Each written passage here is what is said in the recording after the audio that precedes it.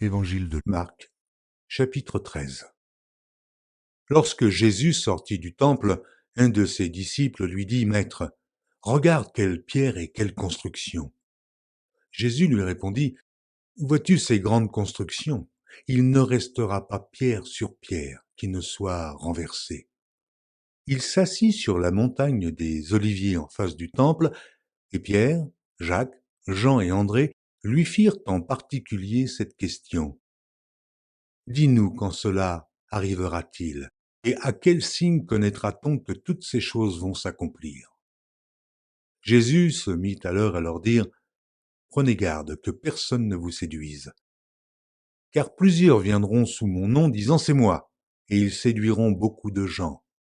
Quand vous entendrez parler de guerre et de bruit de guerre, ne soyez pas troublés, car il faut que ces choses arrivent, mais ce ne sera pas encore la fin.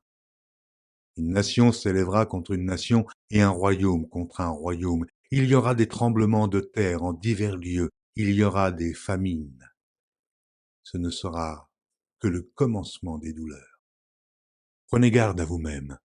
On vous livrera aux tribunaux et vous serez battus de verges dans les synagogues. Vous comparaîtrez devant des gouverneurs et devant des rois à cause de moi, pour leur servir de témoignage. Il faut premièrement que la bonne nouvelle soit prêchée à toutes les nations. Quand on vous emmènera pour vous livrer, ne vous inquiétez pas d'avance de ce que vous aurez à dire, mais dites ce qui vous sera donné à l'heure même, car ce n'est pas vous qui parlerez, mais l'Esprit Saint. Le frère livrera son frère à la mort et le père son enfant. Les enfants se soulèveront contre leurs parents et les feront mourir. Vous serez haïs de tous à cause de mon nom, mais celui qui persévérera jusqu'à la fin sera sauvé. Lorsque vous verrez l'abomination de la désolation établie là où elle ne doit pas être, que celui qui lit fasse attention. Alors, que ceux qui seront en Judée fuient dans les montagnes. Que celui qui sera sur le toit ne descende pas et n'entre pas pour prendre quelque chose dans sa maison, et que celui qui sera dans les champs ne retourne pas en arrière pour prendre son manteau. Malheur aux femmes qui seront enceintes et à celles qui allaiteront en ces jours-là. Priez pour que ces choses n'arrivent pas en hiver. Car la détresse en ces jours sera telle qu'il n'y en a point eu de semblable depuis le commencement du monde que Dieu a créé jusqu'à présent, et qu'il n'y en aura jamais. Et si le Seigneur n'avait abrégé ces jours, personne ne serait sauvé, mais il les a abrégés à cause des élus qu'il a choisis. Quelqu'un vous dit alors, le Christ est ici ou il est là, ne le croyez pas. Car il s'élèvera de faux Christ et de faux prophètes. Ils feront des prodiges et des miracles pour séduire les élus, s'il était possible. Soyez sur vos gardes. Je vous ai tout annoncé d'avance. Mais, dans ces jours, après cette détresse, le soleil s'obscurcira, la lune ne donnera plus sa lumière, les étoiles tomberont du ciel, et les puissances qui sont dans les cieux seront ébranlées. Alors on verra le Fils de l'homme venant sur les nuées, avec une grande puissance et avec gloire.